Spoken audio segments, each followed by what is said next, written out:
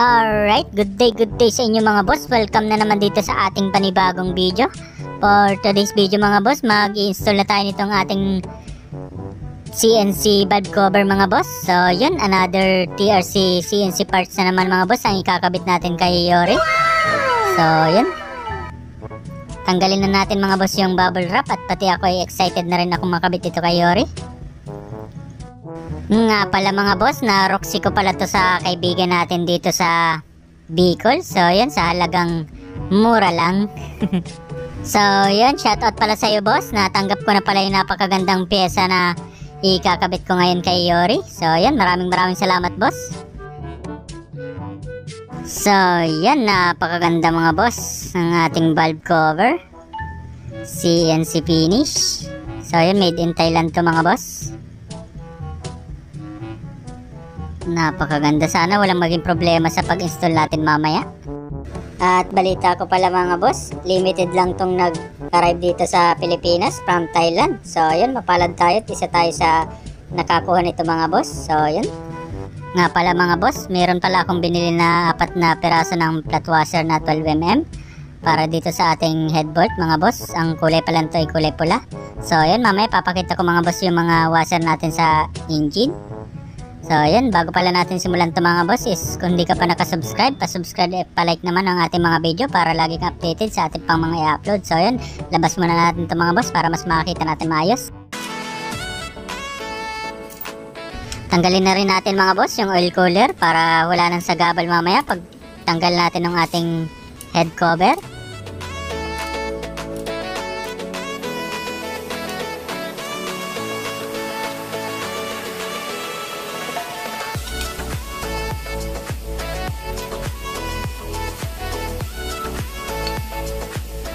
Hugutin na rin natin mga boss yung spark plug cap.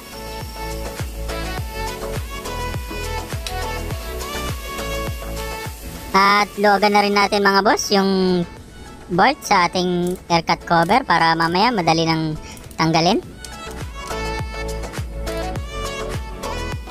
At luwagan na rin pala natin mga boss yung ating head bolt. Gamit lang tayo ng 6mm na Allen wrench. Ang gamit ko pala mga boss na headbolt is yung dotted na hang. Ito pa yung gamit natin dati pa mga boss na kulay gold. Ginawa lang nating white.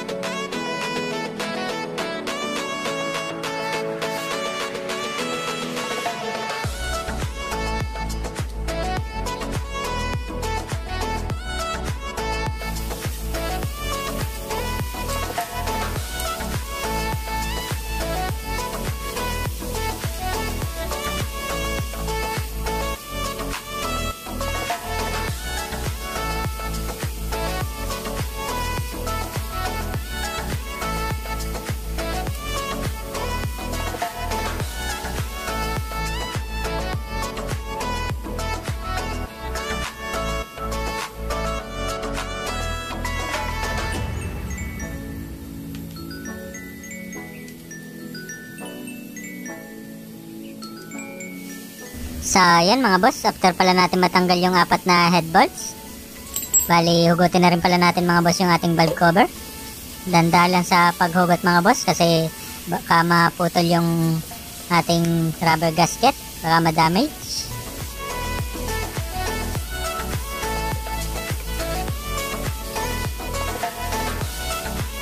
Ay ayun, sumilip na yung ating black cams. Ay, white cams pala. Ay, black cams pala. Ay, ewan. Ba't ang dami bang nagtatalo sa cams na yan?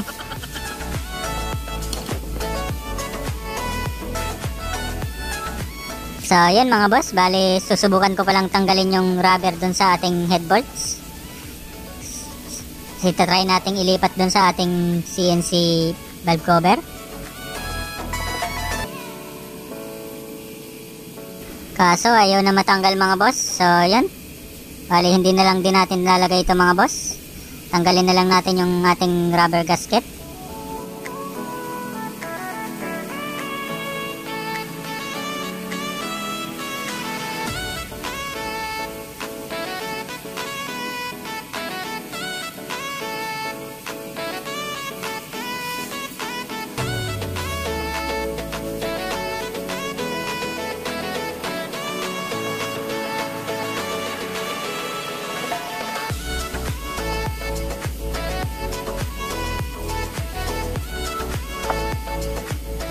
Tanggalin na rin pala natin mga boss yung ating air cut cover.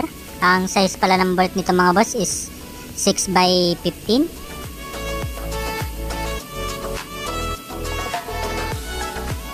Medyo matigas tanggalin. Bali kailangan nating sungkitin ng flat screw mga boss, kasi dumikit yung ating gasket all.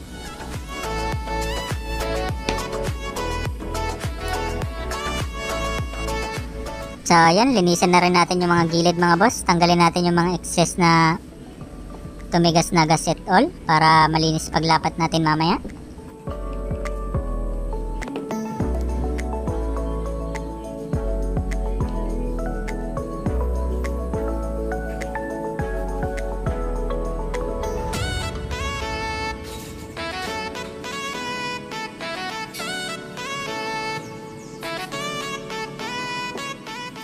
At ilagay na rin natin mga boss yung ating rubber gasket dito sa ating CNC valve cover.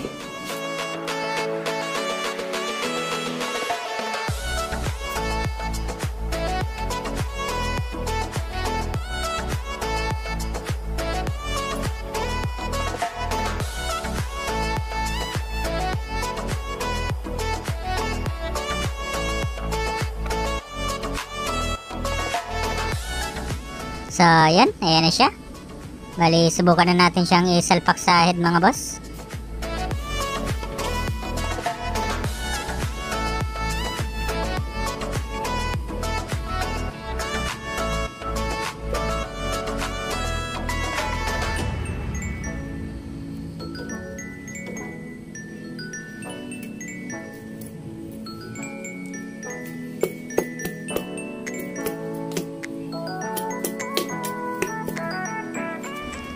So, yan. Fit naman siya mga boss. Wala naman naging problema.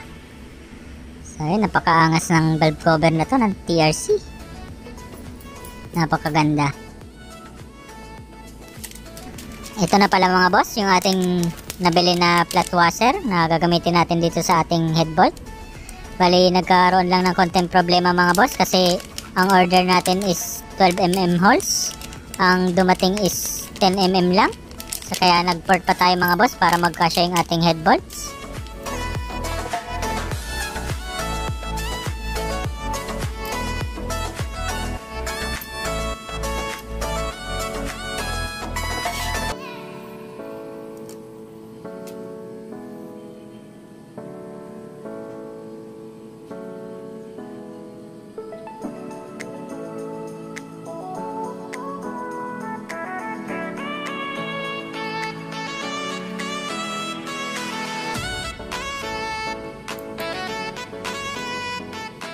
So, sana hindi ito magka-leak mga boss at wala na yung ating rubber dito sa ating head bolts. So, hindi na natin natanggal dun sa ating stock na valve cover.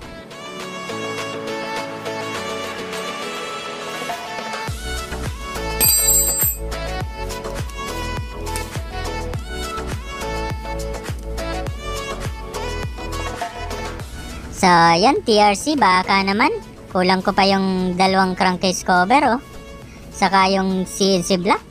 Baka naman TRC, oh.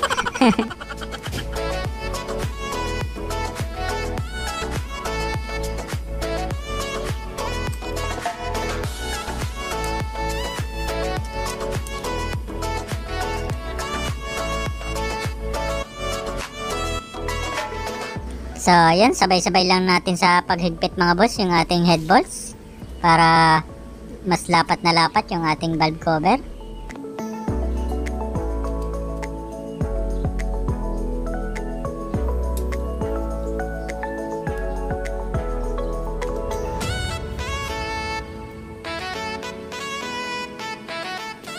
Kabit na rin pala natin mga boss yung ating air cut cover. Lagyan na natin ng konting gasket all para talagang walang leak. Bali, hindi ko na rin pala mga boss tinanggal yung kulay itim na yan. Hindi ko alam kung anong tawag dyan. Kasi mas strip kung nandyan lang siya para talagang wala siyang leak.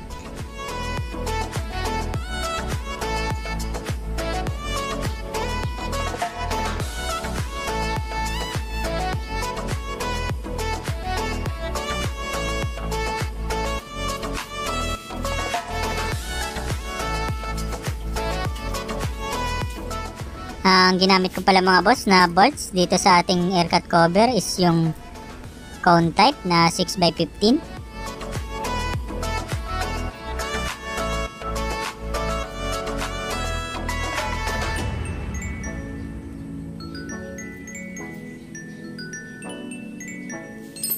So yan, goods na siya mga boss. Bali, punasan lang natin yung mga sumobra na gasket all.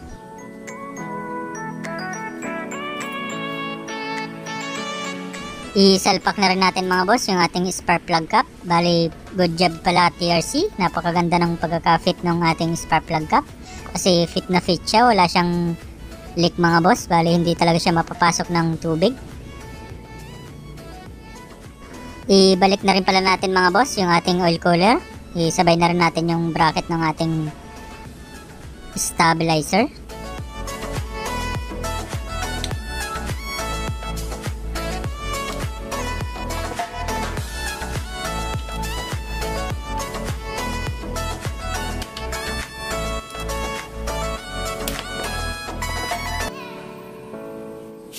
Ikabit na rin natin mga boss yung ating stabilizer.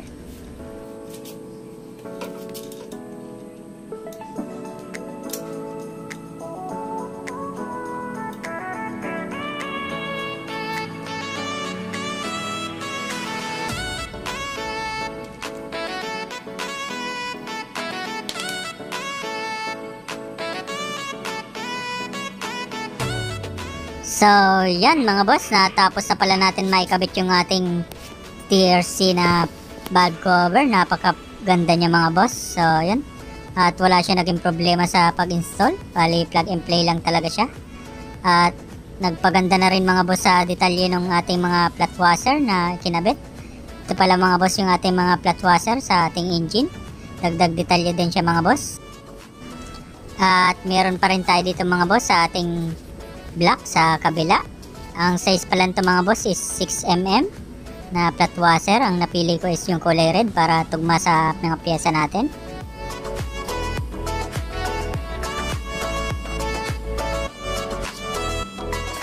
At nga pala mga boss, magkakabit na rin pala tayo ng leg shield. Ito pala yung ating leg shield mga boss. So ayan, ikakabit na rin pala natin to kay Yuri. At kung mapapansin nyo, nakakabit na yung bracket nya dito sa ating crankcase. Ayan, nakakabit na rin dito sa left side.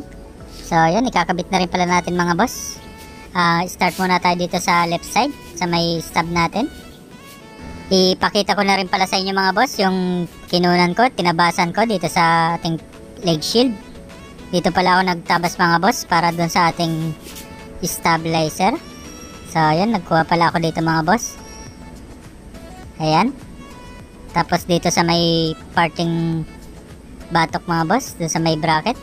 So ayan, kinunan ko na rin siya. Bali na test fit ko na rin pala ito mga boss, kaya konting adjustment na lang tayo ngayon sa pagkabit nitong ating leg shield.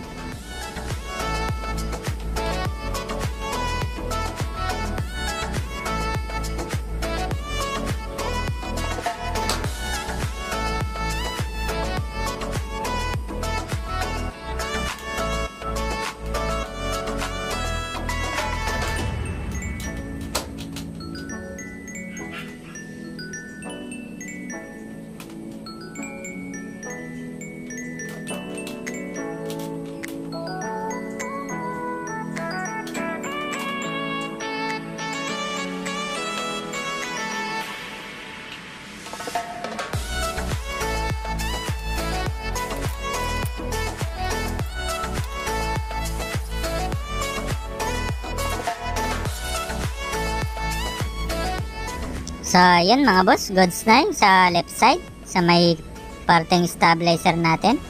At yung play pala mga boss, yung ating stabilizer is goods na goods naman, wala siyang kasabit-sabit. So, yan.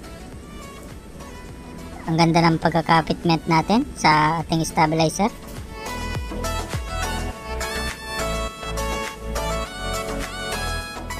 Next naman natin mga boss is yung sa right side. Bali, may kinunan rin pala akong konti dito mga boss. Yung sa ating elbow mga boss, nasaya dito sa ating araro. So, yan, kinunan ko rin pala mga boss.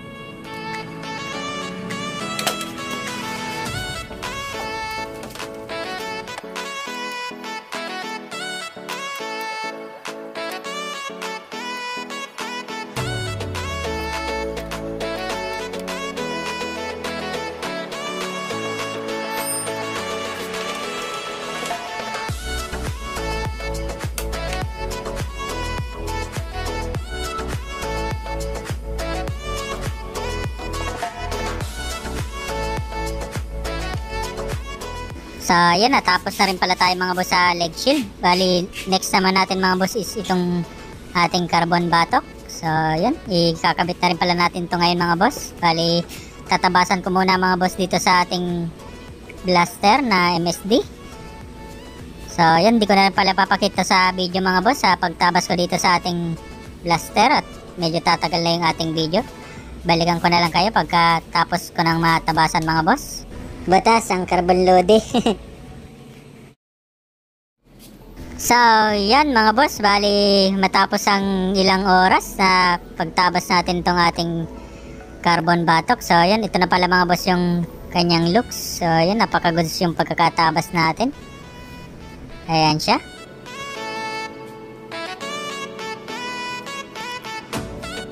At kung mapapansin nyo pala mga boss, iba pa yung decals ng ating leg shield. So, yan, hinihintay pa natin mga boss yung pinagawa natin kay Boss T-Pants na pang leg shield na kapareho ng ating decal sa ating body. So, yan, bali lalabas ko muna pala ito mga boss. Gagawin ko muna ng montage at maganda rin ang panahon. So, yan, let's go!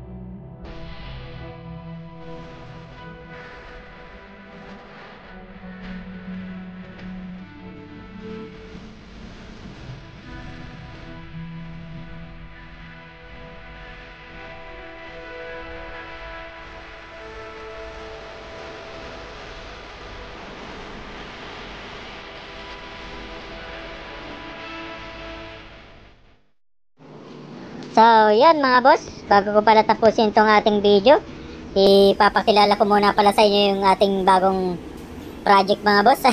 Hindi, bagong service natin mga boss. So, yan, ito pala yung gagamitin natin pang daily use. So, yan, susubukan natin tong i-makeover mga boss. So, yan, papagandahin natin. Titingnan natin kung kakayanan natin tong piyesahan mga boss, sigaluhan. So, yan, ipapakita ko na lang mga boss sa inyo yung update nito, kung anong itsura, magiging itsura nito sa mga susunod na content natin. So, yan. Hanggang dito na lang ang video natin mga boss. Maraming salamat sa palaging panonood at pa-support naman mga boss, pa-subscribe at pa-like ng video natin. So, yan. Peace out!